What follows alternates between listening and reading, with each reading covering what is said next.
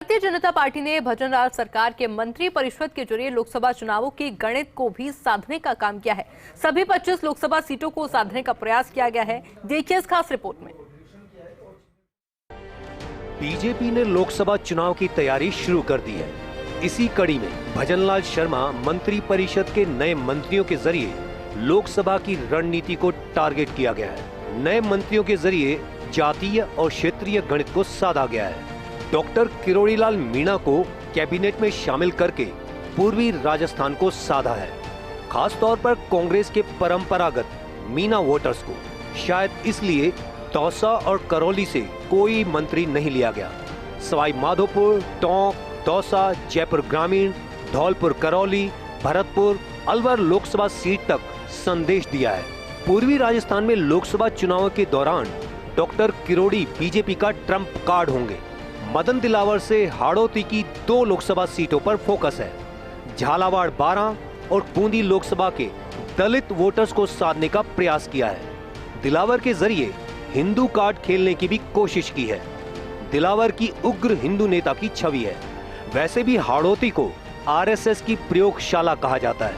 अविनाश गहलोत के जरिए पाली, अजमेर, राजसमंद, जालोर सीट तक संदेश दिया है।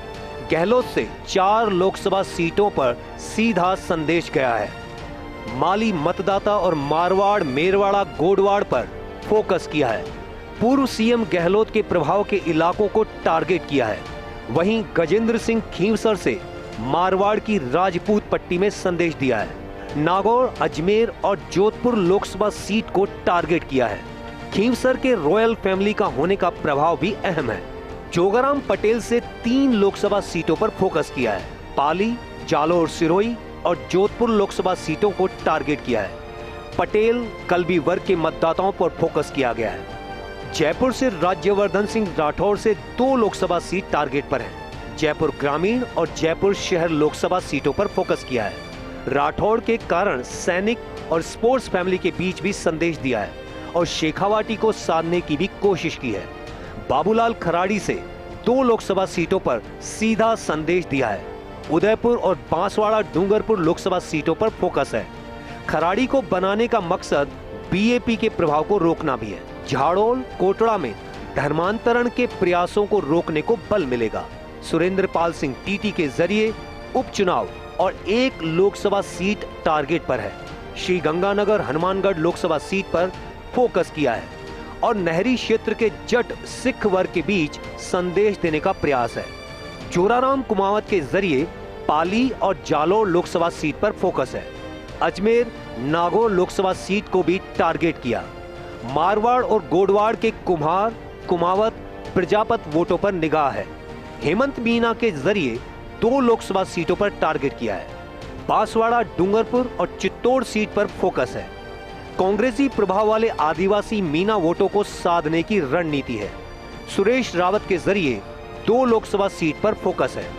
अजमेर और राजसमंद लोकसभा सीट को बीजेपी ने टारगेट किया है।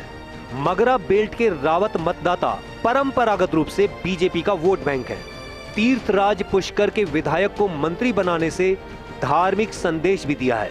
कन्हैयालाल चौधरी के जरिए 3 लोकसभा सीट पर फोकस है। टोंक, सवाई माधोपुर, अजमेर और जयपुर ग्रामीण को टारगेट किया है। सुमित गोदारा के जरिए 3 लोकसभा सीटों को टारगेट किया।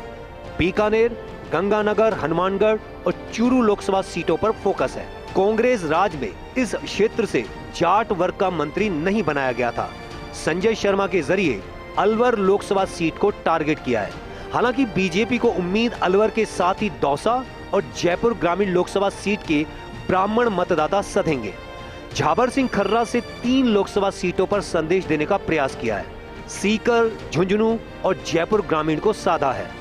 झाबर सिंह खर्रा को शेखावटी का प्रखर जाट नेता माना जाता है। हीरालाल नागर 2 लोकसभा सीटों पर सीधा प्रभाव डालेंगे। कोटा, बूंदी और झालावाड़ को प्रभावित करेंगे। भाजपा ने परंपरागत धाकड़ समाज में संदेश देने की कोशिश की है। गौतम कुमार दत्त के जरिए बीजेपी ने 2 लोकसभा सीटों पर फोकस किया है। चित्तौड़ और भीलवाड़ा, भजनलाल सरकार में दत्त वैश्य चेहरा है। डॉक्टर मंजू बाघमार से नागौर, अजमेर, जोधपुर लोकसभा सीटों पर फोकस किया है। दलित वोट बैंक को साधने का सीधा प्रयास है। मारवाड़ के कांग्रेस के परंपरागत मेघवाल वोट को साधने की कोशिश की है। आरएलपी को भी बाघमार के जरिए टारगेट किया गया।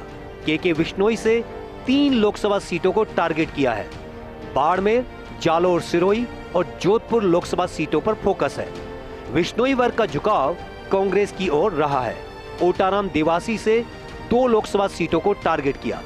जालोर, सिरोही और पाली को साधने की रणनीति है। धर्मगुरु ओटाराम का प्रभाव रेबारी और देवासी वोटों में ज्यादा है। जवाहर सिंह बेढम से 3 लोकसभा सीटों को टारगेट किया है। भरतपुर, करौली, धौलपुर और टोंक सवाई माधोपुर पर फोकस है। पूर्व राजस्थान के गुर्जर वोटों पर बीजेपी की सीधी निगाह है।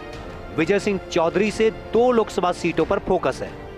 नागौर और जयपुर ग्रामीण सीटों को टारगेट किया है। दोनों जाट बहुल क्षेत्रों में कांग्रेस तिलिस्म तोड़ने की रणनीति है। राजस्थान में जातीय और क्षेत्रीय गणित को नकारा नहीं जा सकता, खास तौर पर चुनाव में। भजनलाल शर्मा ने अपने मंत्री परिषद से किसान, एससी, एसटी और मूल ओबीसी को फोकस किया है।